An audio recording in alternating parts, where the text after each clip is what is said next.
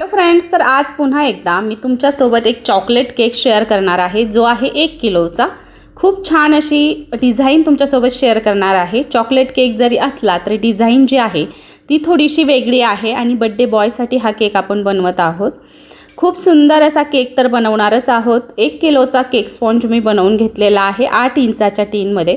जास्त हाईटचा केक नकोय, थोडासा फ्लॅट हवाय, म्हणून मग मी 8 इंचाच्या टीनमध्ये बनवला। इव्हन तुम्ही 1 किलोचा केक 7 इंचाच्या टीनमध्ये सुद्धा बेक करू शकता। 1 किलोचा केक बनवण्यासाठी आपल्याला घ्यायचे 380 किंवा 400 ग्राम प्रीमिक्स। इथे तुम्ही 350 ग्राम प्रीमिक्समध्ये सुद्धा परफेक्ट 1 किलोचा केक बनवू शकता। पण आपण होम बेकरच अशा आहोत की आपण थोडासा एक्स्ट्रा केक दिल्याशिवाय राहत नाही आणि थोडंसं एक्स्ट्रा प्रीमिक्स घेतल्याशिवाय सुद्धा राहत नाही।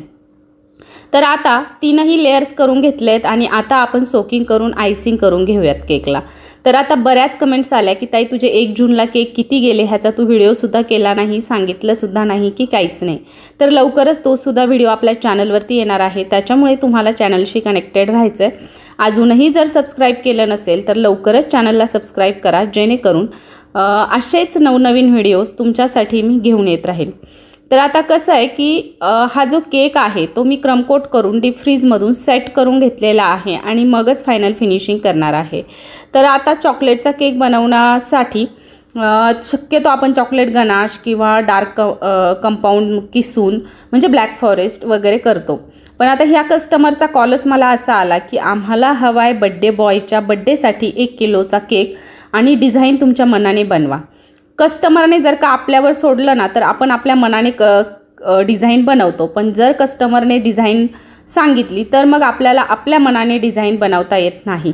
मी पूर्ण फिनिशिंग करून घेतली आणि थोडासा ब्ल्यू कलरची क्रीम तयार करून घेतली आणि केकला मी ब्ल्यू कलरचं करायचं ठरवलं, कारण बर्थडे बॉयसाठी केक द्यायचा होता। त्याच्यामुळे म्हटलं चला जास्त कलर तर नाही वापरायचा आहे, फक्त वरची जी लेयर आहे अगदी नॉर्मली ती फक्त आपल्याला ब्ल्यू कलरची करायची आहे। तर त्याच्यामुळे मग साईडने केलं आणि नंतर वरच्या साईडने सुद्धा मी ब्ल्यू कलरचं पूर्ण कोटिंग करून घेतलं केकला। कधी कधी म्हणतात ब्ल्यू कलर कडवट लागतो, पण जर का तुम्ही चांगल्या ब्रँडचे कलर्स जर का वापरले तर नाही कडू लागत। हा ब्लॉसम कंपनीचा मी वापरलेला आहे। तर आता ब्ल्यू कलरची पूर्ण शेड जी आहे तर ती मी तयार करून घेतली खरी, पण मग आता त्याच्यावरती डिझाइन काय करायची।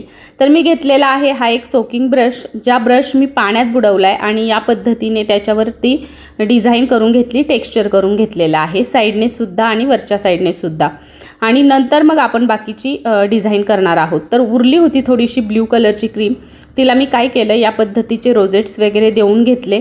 आता कसं होतं कस्टमरला काय डिझाइन द्यायची हा सुद्धा आपल्याला बऱ्याचदा प्रश्न पडतो, त्याच्यामुळे मग मी या पद्धतीची डिझाइन करून घेतली, रोजेट्स तयार करून घेतले आणि मग काही म्हटलं आपण फॉगबॉल लावूयात आणि काही बटरफ्लाय सुद्धा मी ॲड केले होते।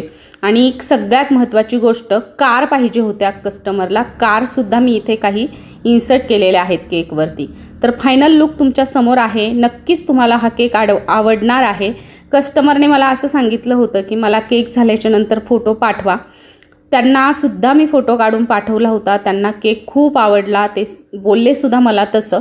तर जमलं तर मी लास्टला त्याची क्लिपसुद्धा तुम्हाला शेअर करते। तर चला, व्हिडिओ आवडला तर एक लाईक नक्की करा, शेअर करा, सबस्क्राईब करा। 1 जूनच्या व्हिडिओसाठी चॅनलला नक्की सबस्क्राईब करून ठेवा, जेणेकरून असेच नवनवीन व्हिडिओ घेऊन मी तुमच्यासोबत येणार आहे। आणि 1 जूनला किती केक गेले हा व्हिडिओ खरंच राहिलाच आहे, राहूनच गेला। तर चला, व्हिडिओ आवडला तर एक लाईक नक्की करा, शेअर करा, सबस्क्राईब करा। चैतन्य नाव केकवरती टाकलेलं आहे। भेटूयात अशाच एका छानशा नवीन व्हिडिओमध्ये, तोपर्यंत बाय, टेक केअर।